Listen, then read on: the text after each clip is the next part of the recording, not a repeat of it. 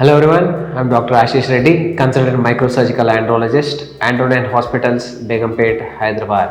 ఈరోజు మనం టెస్టిస్లో పెయిన్ కానీ టెస్టిస్లో స్వెల్లింగ్ కానీ ఉంటే ఎలా ఐడెంటిఫై చేయాలి, దానికి తీసుకోవాల్సిన జాగ్రత్తలు ఏంటి, దానికి డయాగ్నోసిస్ ఏంటి, ట్రీట్మెంట్ ఏంటి, దాని గురించి డిస్కస్ చేస్తున్నాం. మొదటిగా టెస్టిస్లో ఎటువంటి పెయిన్ అయినా కానీ అది చాలా సింపుల్గా తీసుకునేది కాదు. ఎందుకంటే చాలా వరకు అది మల్టిపుల్ ఫంక్షన్స్, అంటే మీ హార్మోన్స్లో కానీ మీ మీడియం ప్రొడక్షన్లో కానీ చాలా వీటికి హెల్ప్ చేస్తుంది. కాబట్టి any kind of testis pain, అంటే వృషణాల నొప్పి ఉంటే లైట్గా తీసుకోవద్దు. మొదటిగా వృషణాల నొప్పి రావడానికి మేజర్ కారణాలు తీసుకుంటే మొదటిగా ఇన్ఫెక్షన్ ఉండొచ్చు, రెండోది వ్యారికోసిల్ అనే సమస్య రావచ్చు, లేకపోతే ఎనీ ట్రామా అంటే దెబ్బలు తాకడం కానీ. చాలా మెన్లో కామనెస్ట్గా చూసేది అంటే బైక్స్లో ట్యాంక్ కొట్టుకపోవడం వల్ల కానీ, క్రికెట్ ఆడేటప్పుడు బాల్ తాకడం వల్ల కానీ, బ్యాట్ తాకడం వల్ల కానీ వచ్చే కామనెస్ట్ సమస్యలు. మొదటిగా చాలా అంటే మాకు వచ్చే కేసెస్లలో టెస్టిక్యులర్ పెయిన్ ద్వారా వచ్చిన వాళ్ళు రెండు మేజర్ కాజెస్ ఉంటాయి. ఒకటి వ్యారికోసిల్ అంటారు. వ్యారికోసిల్ అంటే ఇదేదో పెద్ద డిసీజ్ ఏం కాదు, నార్మల్ మన వృషణాలకి టెస్టిస్కి సప్లై చేసే బ్లడ్ వెజల్స్ కాస్త వెడల్పు అయిపోతుంది. దానివల్ల ఏమవుతుంది అంటే బ్లడ్ ఫ్లో అనేది సరిగా అవ్వదు.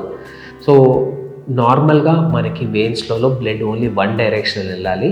వ్యారికోసిల్ ఏంటంటే 2 డైరెక్షన్లో అవుతుంటుంది. సో దానివల్ల టెస్టిస్ లోపల టెంపరేచర్ మెయింటైన్ కాక మనకి స్పర్మ్ ప్రొడక్షన్ తగ్గిపోయే ఛాన్సెస్ ఉంటాయి. సో దానివల్ల ఆ బ్లడ్ కింద అక్కడ స్టోరేజ్ అవ్వడం వల్ల కూడా మీకు నొప్పి రావడం వెరీ కామన్గా ఉంటుంది. సో వ్యారికోసిల్ ఇది ఒక మేజర్. సెకండ్ కామనెస్ట్ ఇన్ఫెక్షన్స్ అనేది టెస్టిస్ రావచ్చు, ఎపిడిడైమిస్ అని ఉంటుంది, దానిపైన సెమినల్ వెసికులైటిస్ ఉండొచ్చు, దాని తర్వాత ఎజాక్యులేటరీ డక్ట్స్ దగ్గర, ఇలా మల్టిపుల్ ఏరియాస్లో ఎక్కడైనా ఎటువంటి ఇన్ఫెక్షన్ వచ్చినా కానీ మీ వృషణాలలో నొప్పి వచ్చే ఛాన్సెస్ ఉంటాయి. సో చాలా వరకు మనకి ఇన్ఫెక్షన్స్ టెస్టిస్లో పోవడానికి కారణం ఏంటంటే మూత్రం దారి మీకు వీర్యం దారి ఒకటే. కాబట్టి ఒక్కసారి కొన్నిసార్లు మూత్రంలో ఇన్ఫెక్షన్ ఈ వీర్య ద్వారం ద్వారా కింది వరకు వెళ్ళి మీ టెస్టిస్కి ఇన్ఫెక్ట్ చేసే ఛాన్సెస్ ఉంటాయి. సో ఇలా ఇన్ఫెక్షన్ ఉందా లేదా మనం రూల్ అవుట్ చేసుకోవడానికి మనం ఒక స్కానింగ్ చేసుకుంటే డెఫినెట్లీ మనకి ఎక్కడెక్కడైనా స్వెల్లింగ్స్ ఉన్నాయా లేదా తెలిసిపోతుంది. లేకపోతే వీర్యం పరీక్ష చేసుకున్నా కానీ కల్చర్ చేయిస్తే డెఫినెట్లీ మనకి ఇన్ఫెక్షన్ ఉందో తెలిసిపోతుంది.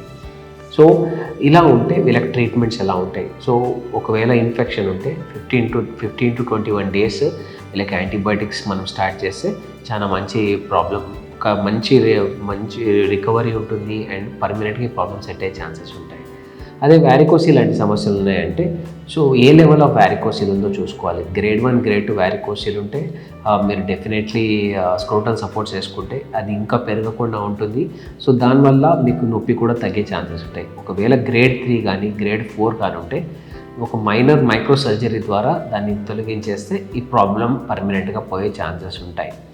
సో పెయిన్ వస్తుంది టెస్టిస్లో అంటే 2-3 రూల్ అవుట్ చేసుకోవాలి. ఒకటి ఇన్ఫెక్షన్ ఏమైనా ఉందా, వ్యారికోసిల్ ఏమైనా ఉందా ఖచ్చితంగా చూసుకోవాలి. లేకపోతే ఏదైనా దెబ్బ తాకిందో చూసుకోవాలి. ఒకవేళ దెబ్బ తాకితే simple anti inflammatories, pain killers కానీ యాంటీ ఇన్ఫ్లమేటరీస్ వాడితే ఆ నొప్పి తగ్గిపోయే ఛాన్సెస్ ఉంటాయి. సో పెయిన్ ఉంది, సో ఫస్ట్ చేయించుకోవాల్సిన సైన్ ఒక సింపుల్ స్క్రోటల్ డాప్లర్ స్టడీ చేసుకుంటే ఏం ప్రాబ్లం ఉందో మనకు తెలిసిపోతుంది. సో దాన్ని పట్టుకొని మనం ట్రీట్మెంట్ ప్లాన్ చేసుకుంటే మ్యాక్సిమం 15 to 21 డేస్ లోపల వీళ్ళకి కంప్లీట్గా క్యూర్ అయ్యే ఛాన్సెస్ ఉంటాయి. ఒకవేళ వ్యారికోసిల్ సర్జరీ చేయాల్సి వస్తే అది కూడా చాలా మైనర్ సర్జరీ కాబట్టి అది చేసుకున్న మ్యాక్సిమం 4-5 డేస్లో మంచి సక్సెస్ కనిపిస్తుంది. సో ఎనీ రకమైన టెస్టిక్యులర్ పెయిన్స్ని లైట్గా తీసుకోవద్దు. డెఫినెట్లీ అది చాలా అన్కంఫర్టబుల్ కూడా ఉంటుంది అండ్ అంత సేఫ్ కాదు.